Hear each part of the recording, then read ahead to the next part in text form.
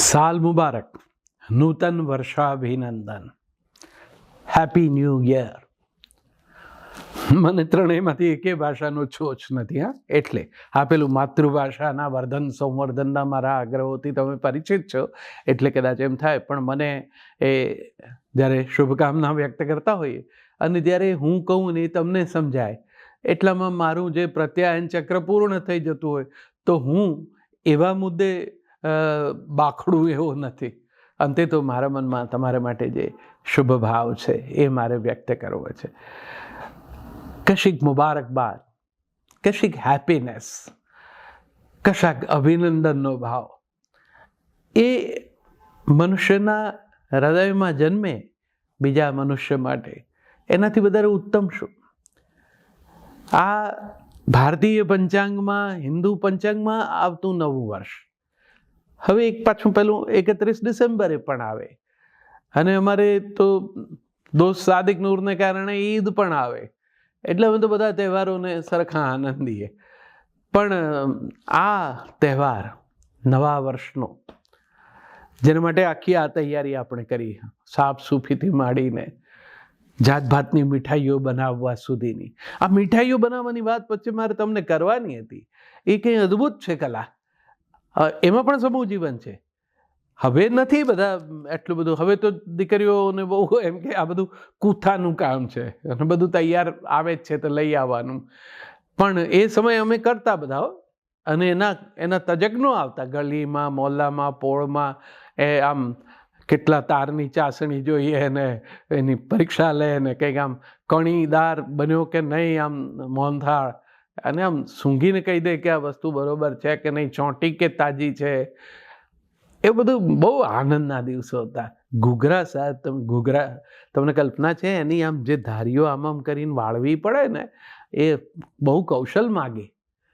પછી અમારા ઘેર તો મામા મુંબઈથી એ સ્ટીલની ડબ્બી લઈ આવેલા. એ વર્ષોમાં તો એટલો એનો રોમાંચ રહેતો કે એ સ્ટીલની ડબ્બીમાં મૂકીને અમે આમ દબાવીએ ને પછી આમ ધાર કાપી લઈએ તો એવા અણીવાળી સરસ કોર બન્યા હોય એવા ઘૂઘરા થાય.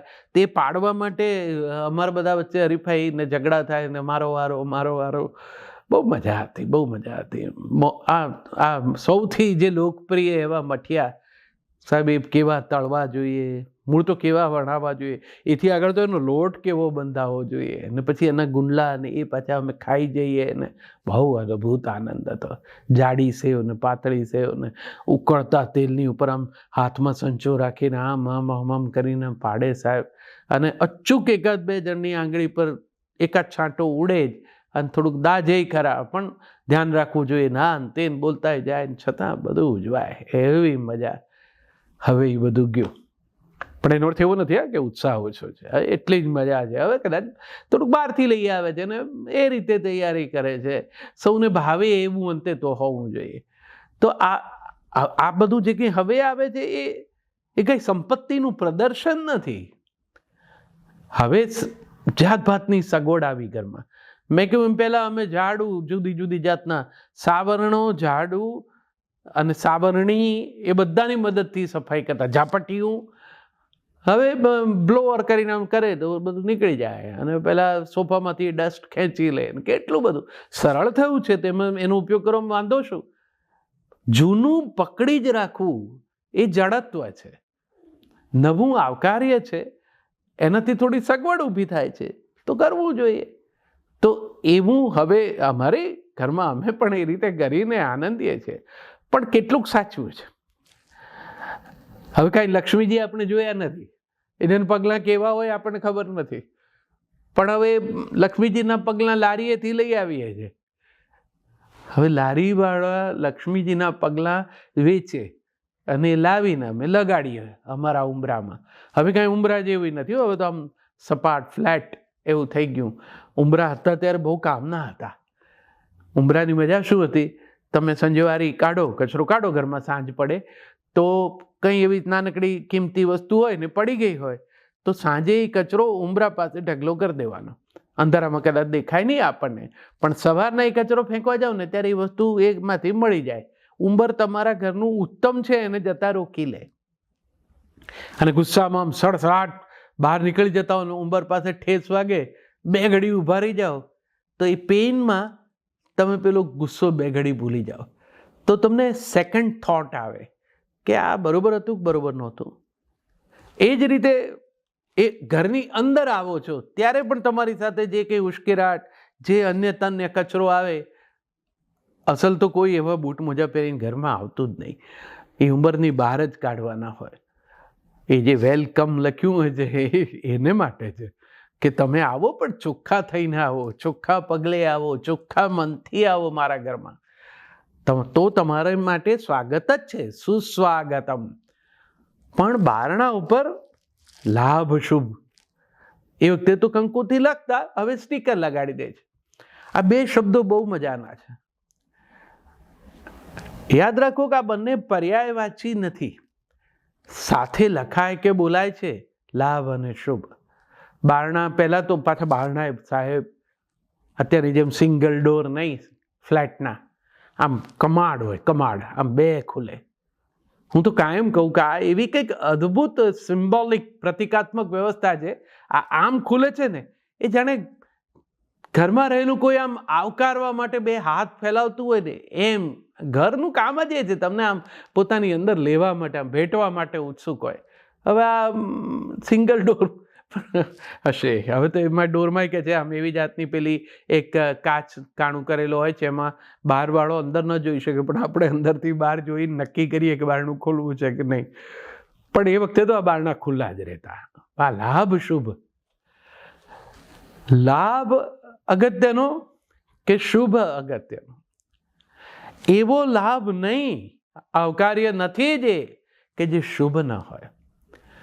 અને જે શુભ છે એ હંમેશા લાભદાયી જ હોય. તો મહિમા શુભનો પહેલા છે, લાભનો પછી છે. તો એવા લાભ અને શુભ લગાડેલા બારણા એ તમારા માટે આમ ખુલ્લા હોય. તમે કોકના ઘેર મળવા જાઓ, એ લોકો હરખથી તમને ભેટે અને જાત ભાતનો આવકારો કરે. કેવા નવા વર્ષે હળવા મળવાના આનંદના એ ઉમંગના દિવસો હતા.